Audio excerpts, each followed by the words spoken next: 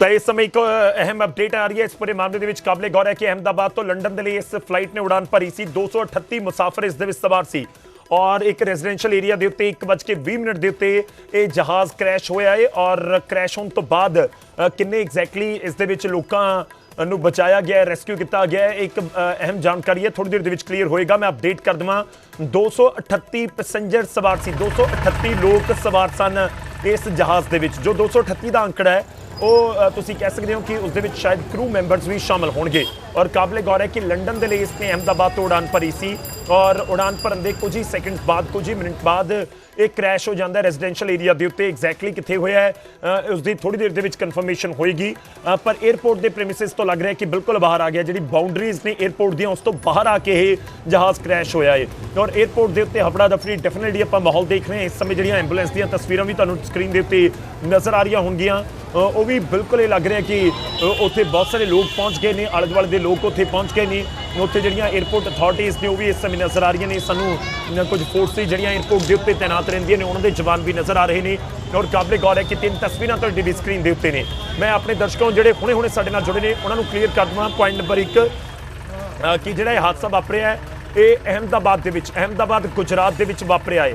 अहमदाबाद गुजरात के विच जहाज़ international airport है अहमदाबाद का, तो उत्थों जहाज़ ने उड़ान भरी AI 717 लंडन के लिए उड़ान भरी सी। अहमदाबाद या मैं कहना कि गुजरात दे भी बहुत सारे लोग ने जिहड़े अमेरिका, कैनेडा या फिर इंग्लैंड के विच रहिंदे ने। ये लंडन जा रही सी फ्लाइट, उड़ान भरन के कुछ सैकेंड बाद ही ये हादसे का शिकार हो गई। और काबिले गौर है कि एक पेड़ के नाल टकराई है। जो जहाज़ उड़ान भर रहा सी तो जहाज़ का पिछे वाला हिस्सा जो टेल होंदा है थोड़ा जिहा झुकिया होंदा, जो जहाज़ उड़ान भर रहा होंदा तो उस समय पिछे वाला हिस्सा थोड़ा जिहा टकराया है एक पेड़ के नाल। और कहते हैं कि कोई हल्की जी भी जेकर जहाज़ के नाल चीज़ टकराउंदी है तो उसका भी असर जहाज़ की जो टेक ऑफ है उसके उत्ते पैंदा नज़र आता है। तो बहुत बड़ा हादसा है, प्लेन क्रैश होया है, एयरपोर्ट के उत्ते हफड़ा दफड़ी मची हुई है।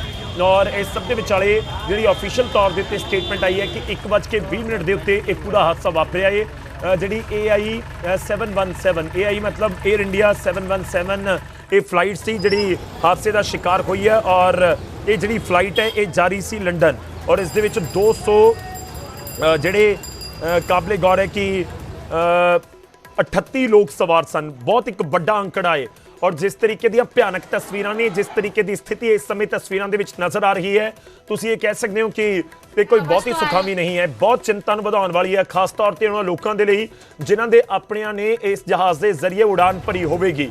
तो स्थिति आम तौर पर जहाज़ हादसों के जोड़े पुराने तुसीं कहो कि घटनाक्रम वापरे ने वो भी ये दसते हैं कि जहाज़ हादसों के बहुत ही कोई किस्मत वाला होंदा है तो वही बचता, नहीं तो बहुत घट चांसिस होंगे ने कि किसी की जान बच जाए। पर उम्मीद करते हैं कि बहुत सारे लोगों को बचाया गया होगा, क्योंकि जिस तरीके नाल हादसा वापरिया है ये अपने आप दे कई सवाल खड़े कर रहे हैं कि आखिर क्यों इस तरीके नाल ये हादसा वापर गया। कि जो जहाज़ उड़ान भर रहा सी कोई तकनीकी खराबी सी, और खास तौर पर जो इंटरनेशनल फ्लाइट होंगी है तो इंटरनेशनल फ्लाइट कई घंटिया की लंबी फ्लाइट होंगी है।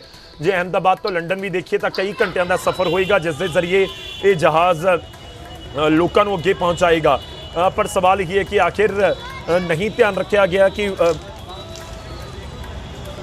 कोई तकनीकी खराबी सी, कोई इंजन दे विच खराबी सी, या आखिर की दिक्कत हुई कि आखिर इन्ना बड़ा हादसा वापर गया। वो भी प्लेन के बिल्कुल उड़ान भरते ही ਜਿਹੜੇ ਉਸ ਦੇ ਵਿੱਚ ਪਾਇਲਟ ਸੀ, ਉਸ ਦੇ ਵਿੱਚ ਜਿਹੜੇ ਕਰੂ ਮੈਂਬਰ ਸੀ, ਜਿਹੜੇ ਹੋਰ ਮੈਂਬਰ ਸੀ, ਜਾਂ ਜਿਹੜਾ ਗਰਾਊਂਡ ਸਟਾਫ ਉਸ ਪੂਰੇ ਪਲੇਨ ਨੂੰ ਦੇਖ ਰਿਹਾ ਸੀ, ਸਭ ਦੇ ਉੱਤੇ ਕੁਐਸਚਨ ਮਾਰਕ ਡੈਫੀਨਿਟਲੀ ਹੈਗਾ ਏ ਕਿ ਆਖਿਰ ਉਹ ਕਿਵੇਂ ਦੀ ਸਥਿਤੀ ਹੋਈ ਜਦੋਂ ਜਹਾਜ਼ ਉਡਾਨ ਭਰ ਰਿਹਾ ਸੀ। ਅਹਿਮਦਾਬਾਦ ਦੇ ਵਿੱਚ ਇਹ ਪਲੇਨ क्रैश ਹੋਇਆ ਹੈ।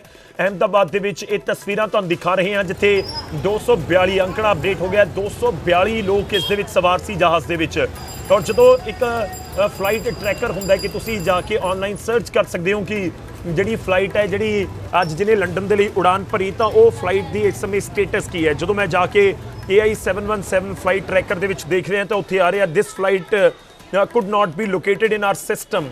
तो बहुत क्लीयर है कि हादसा वापरिया तो उस तो बाद इस तरीके की स्थिति है कि जहाज़ जो लंडन के लिए उड़ान भर रहा सी अहमदाबाद तो कुछ ही पलों के तो क्रैश हो गया। और क्रैश होने तो बाद इस समय हफड़ा दफड़ी की स्थिति है। ऑफिशियल तौर के उत्ते फिलहाल किसी भी तरह की कोई स्टेटमेंट नहीं दी गई है जोड़े प्रशासन ने लोकल उन्होंने वालों।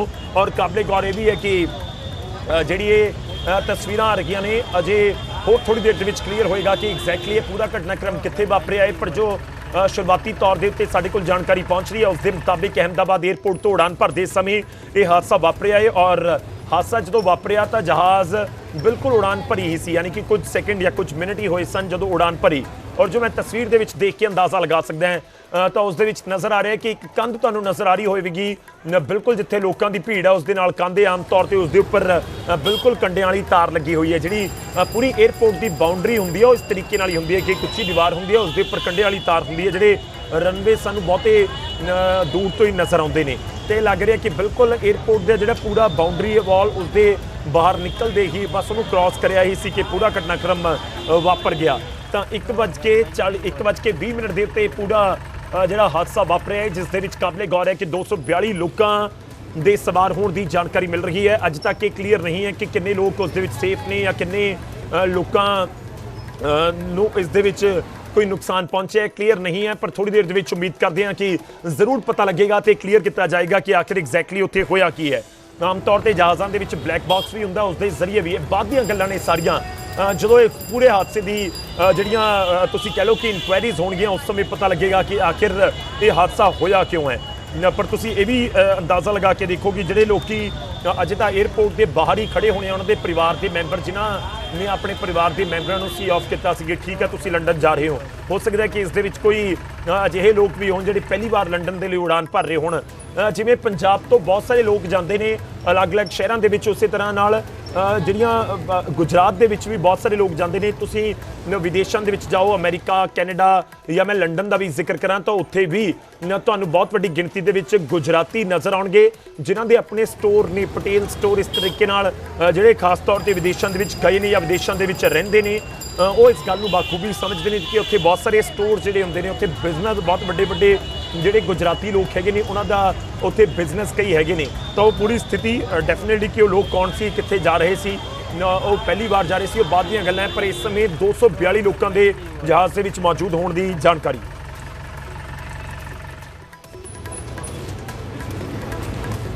पुलिस कमिश्नर हैं, उनसे बातचीत की है और केंद्र सरकार द्वारा हर संभव मदद का आश्वासन दिया है। पंकज, और दूसरी बड़ी खबर यह है कि नेशनल डिजास्टर रिलीफ फोर्स की 2 टीमें मौका वारदात पर रवाना हो गई हैं। करीब 90 जवानों का यह दल है रवाना होगा। तो केंद्र द्वारा भी हर संभव मदद का जो ऑपरेशन है, जो बचाव कार्य है, वो भी शुरू हो चुका है इस बड़े हादसे को लेकर।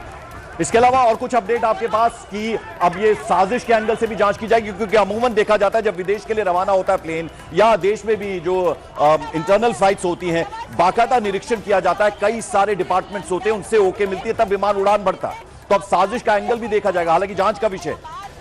देखिए, फिलहाल अभी यही जो डिटेल्स है कि जो घायल लोग हैं उन पर जल्द से जल्द राहत पहुंचाई जाए। और यह अहमदाबाद फायर डिपार्टमेंट का जो बचाव दल है वह इस पूरे बचाव रेस्क्यू ऑपरेशंस को लीड कर रहा है, जिसको मदद करेगी एनडीआरएफ, एसडीआरएफ, इसके अलावा अन्य एजेंसियां। प्राथमिकता यही है कि बड़े हादसे के बाद जल्द से जल्द जान माल की जो हानि हुई है उसको बचाया जा सके और नुकसान कम से कम हो।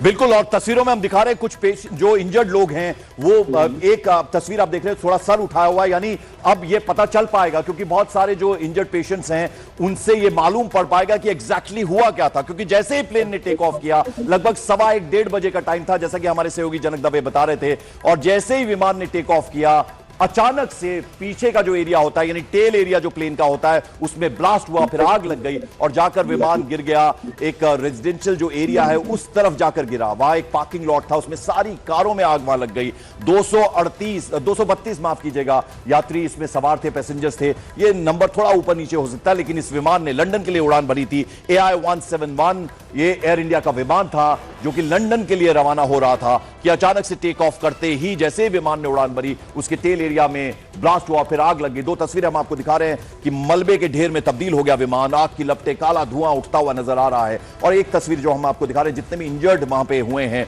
उनको प्रायोरिटी पे रखा गया। एकदम से स्ट्रेचर्स, वहां एम्बुलेंसेज आई 108, और वो जहां पर ये हादसा हुआ है वहां से फौरन उन्हें नजदीकी अस्पतालों में शिफ्ट किया गया। गृह मंत्री अमित शाह ने अभी भी, जो हम आपको जानकारी दे रहे थे, अमित पांडे से बात कर रहे थे, उनका कहना था कि गृह मंत्री ने सीधे सीधे मुख्यमंत्री से बात किया फोन पर, उनसे ताजा जानकारी उन्होंने लिया, अपडेट लिया, क्योंकि प्राइम मिनिस्टर, अब जाहिर बात है वो भी कंसर्न, उन तक भी खबर पहुंचाना है कि आखिर अभी इस वक्त स्थिति क्या है।